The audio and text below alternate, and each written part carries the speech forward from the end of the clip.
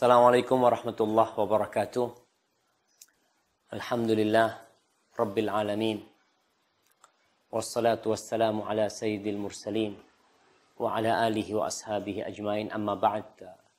Akhi ukhti rahimakallah, setelah kewajiban yang Allah perintahkan kepada hambanya untuk bertauhid, hanya mengabdi kepada Allah, kita diperintahkan untuk berbakti kepada kedua orang tua kita.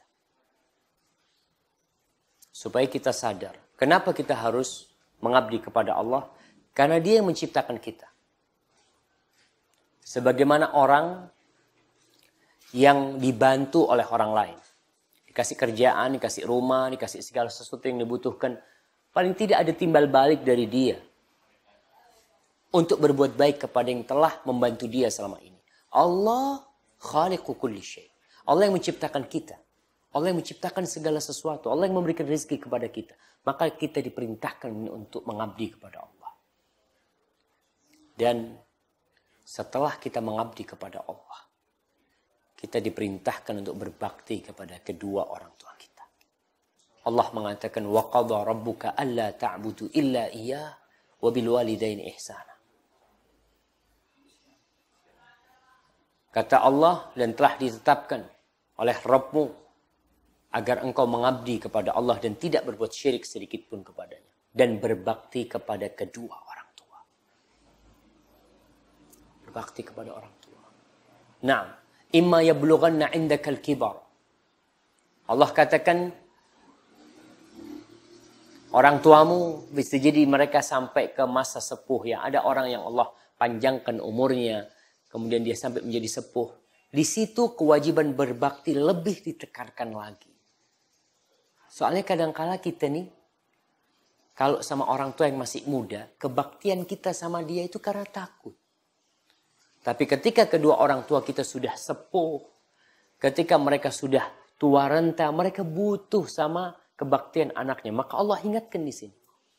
Imma yablughanna 'indakal kibara ahaduhuma aw kilahuma fala taqul lahum uff.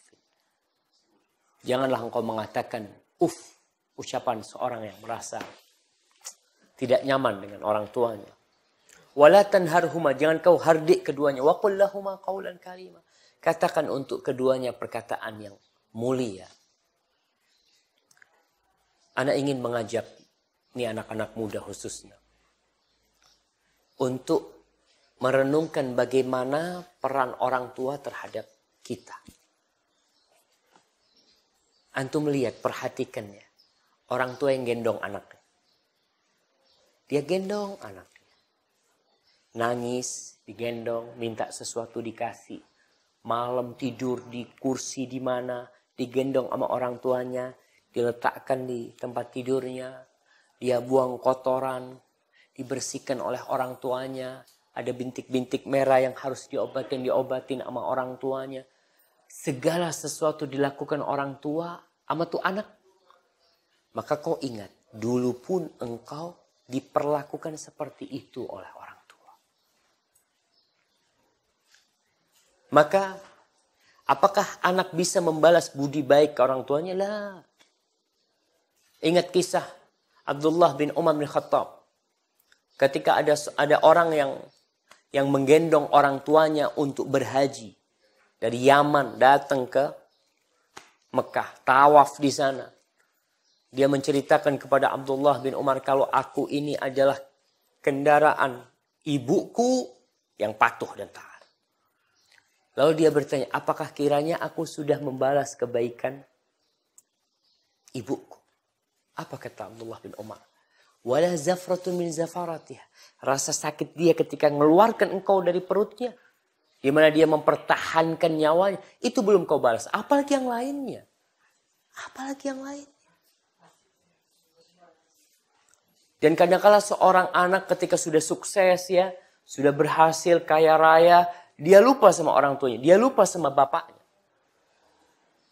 Pernah ada seorang pemuda yang mengadukan bapaknya kepada Rasulullah SAW. Karena bapaknya ini ngambil harta anaknya. Dia ambil harta anaknya, dia kasihkan ke bibinya, kepada orang-orang yang tidak mampu dari keluarganya. Lalu anak muda ini merasa nggak nyaman, orang tuanya ngambil hartanya. Dia mengadukan hal itu kepada Rasulullah SAW. Akhirnya Nabi SAW mengatakan, kau panggil bapak. Harus dengar dari kedua belah pihak. Panggil bapak. Udah tua bapaknya ini. Dia ngobrol sama Rasul SAW. Lalu dia mengatakan, ya Rasul, apa nggak boleh aku ngambil harta dia? Nggak boleh aku ngambil harta dia. Aku ini yang membesarkan dia. Tanganku ini jadi tempat gendongan dia. Aku tengah malam gak tidur demi dia.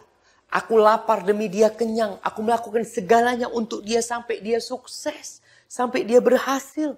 Lalu ketika dia sukses berhasil, aku gak boleh ngambil hartanya. Apa kata Nabi SAW?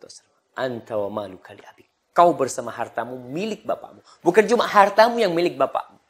Tapi kau tubuhmu ini. Kau bisa menjadi seperti itu karena orang tuamu. Jadi kau bersama hartamu milik bapak. Maka ingat kepada anak-anak muda ya, yang ingin hidupnya tentram dan bahagia. Ingin berkah rizkinya, orang tua perhatikan.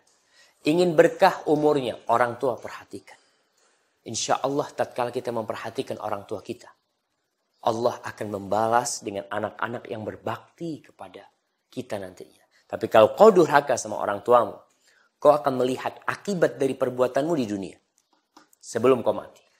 Kau akan lihat tuh. Kau akan mendapatkan anak-anak yang sama durhaka seperti engkau. Bahkan mungkin lebih parah. Maka kau berhak memilih. Kau mau kebahagiaan di dunia dengan anak-anak. Atau kau ingin mendapatkan anak-anak yang durhaka kepadamu. Cepat atau lambat seorang akan merasakan hasil kerja dia. Maka akhi ukhti rahimakallah. Silahkan. Engkau memilih jalan yang hendak kau pilih. Engkau lalui lorong-lorong yang hendak engkau lewati.